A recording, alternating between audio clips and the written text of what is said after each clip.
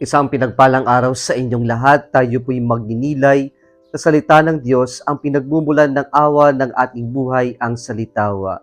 Today we are celebrating the memorial of Saint Nicholas. He is a bishop and he is the Santa Claus in our Catholic Church. Mga kapatid, sa ating mga pagbasa ngayon, maririnig at mararamdaman natin ang napakalawak na awa ng Diyos. At ito yung nais na iparanas sa atin ng mga pagbasa natin ngayon sa ating paghahanda sa dakilang kapaskuhan ng kapanganakan ng Panginoong Jesucristo, na itong plano ng Diyos, itong pagdating ng Panginoon ay naganap ng dahil sa awa ng Diyos sa atin. Sa ating ebanghelyo ngayon, nakita natin na si Jesus ay nagpapahayag ng ebanghelyo, ng mabuting balita sa iba't ibang lugar. At dito nakita niya ang mga tao at siya'y nahabag sapagkat para silang mga tupa na walang pastol. At ano pong ginawa ng Panginoon nang siya'y mahabag?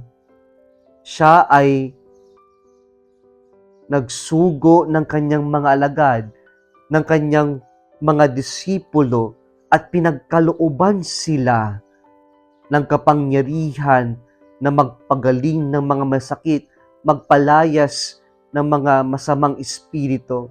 Ibig sabihin doon, ang awa ng Diyos ay dumaloy sa kanyang mga alagad at sila ay kanyang isinugo upang ibahagi ang mabuting balita, ang kagalingan at ang kalayaan mula sa kasalanan at masamang espiritu. Kaya po sa bandang huli ng ating ebanghelyo ngayon, pinaalala ng Panginoon sa kanila, without cause you have received, without cause you are to give. And this is exactly the meaning of total self-giving, na kapag nagbigay tayo ay hindi pwede yung extra lamang o kaya naman yung paunti-unti lamang. Pag magbigay tayo, dapat bigay buhos. Hindi yung takot tayong magbigay na parang mawawalan tayo. Sapagkat ang tunay na tao na kinikilala na lahat ng pagpapala ay mula sa Diyos, ay kailanman hindi magiging takot na magbahagi. Magbahagi ng kaya niyang ibahagi, bigay buhos.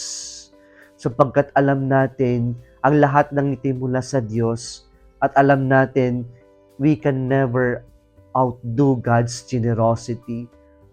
Kapag tayo ay nagiging generous, alam natin, mas lalong magiging generous sa atin ang Panginoon.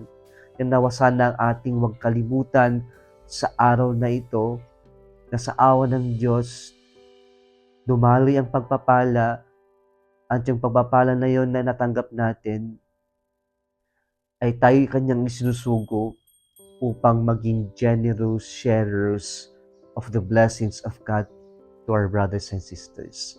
Kung nagustuhan mo ang video na ito, huwag kalimutang mag-like, i-share at mag-subscribe sa Salitawa Facebook page and YouTube channel. Muli isang pinagpalang araw sa inyong lahat.